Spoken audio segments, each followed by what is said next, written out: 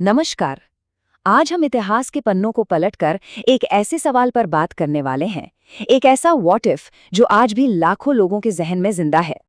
जरा सोचिए, क्या होता अगर वो एक फैसला जिसने एक पूरे सब कॉन्टिनेंट की तकदीर बदल दी, वो कभी लिया ही नहीं गया होता।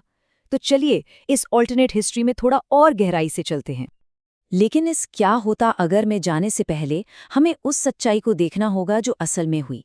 ये जो नंबर आप देख रहे हैं, ये उन 1.5 करोड़ लोगों की कहानी है जो रातों रात अपने ही देश, अपने ही घर में बेगाने हो गए। ये इतिहास के सबसे बड़े विस्थापनों में से एक था।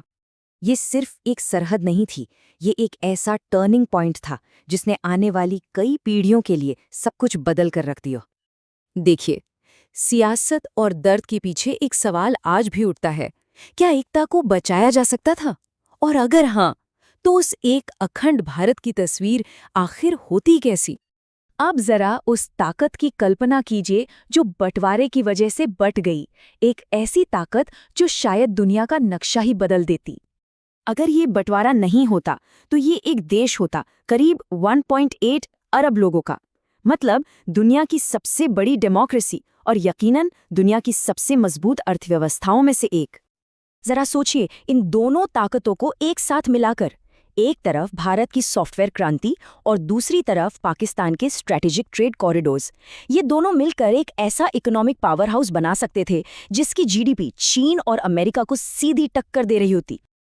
असलियत तो ये है कि बंटवारे के बाद से भारत और पाकिस्तान ने 4 बड़ी जंगें लड़ी हैं, लेकिन हमारी इस ऑल्टरनेट टाइमलाइन में ये युद्ध हुए ही नहीं। इसकी जगह होती एक बहुत बड़ी यूनाइटेड डिफेंस फोर्स, जिसका पूरा ध्यान बाहरी खतरों पर होता, न कि आपसी झगड़ों पर।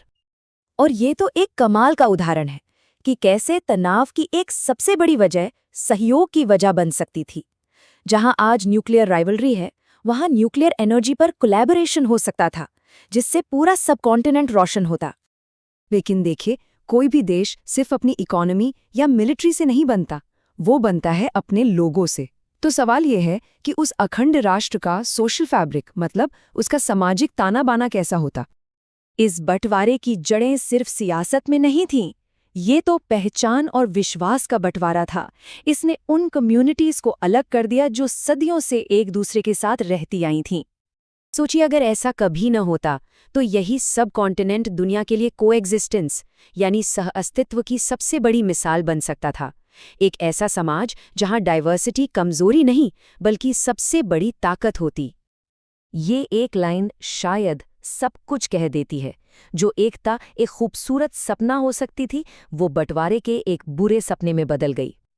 अच्छा, तो अब देखते हैं कि इतनी बड़ी और डाइवर्स शक्ति का ग्लोबल स्टेज पर, मतलब दुनिया भर में, क्या असर पड़ता।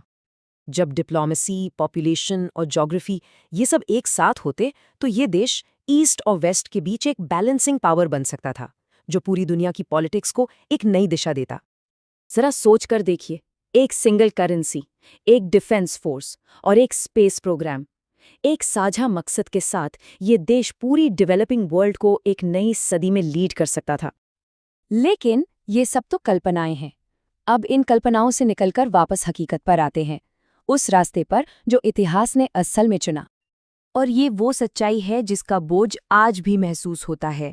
वो रास्ता नहीं चुना गया जिसकी हम अभी अभी कल्पना कर रहे थी। एक तरफ शांति और खुशहाली का सपना था, तो दूसरी तरफ वो हकीकत है जहां ये सरहद सिर्फ जमीन पर नहीं बल्कि लोगों की यादों में भी एक गहरे जख्म की तरह जिंदा है। ये सिर्फ एक मौका चूक जाने की कहानी नहीं है, ये उस साझा विरासत की कहानी है, उस क्या हो सकता था के एहसास की कहानी है, जिसे आज भी दोनों देशों के लोग महसूस करते हैं। और शायद यही वो सवाल है जिसके साथ हमें आज की इस बात को ख़त्म करना चाहिए। ये सोचना कि भारत और पाकिस्तान की कहानी सिर्फ बंटवारे की नहीं है, ये साझा जड़ों, सपनों और शायद एक साझा तकदीर की भी है।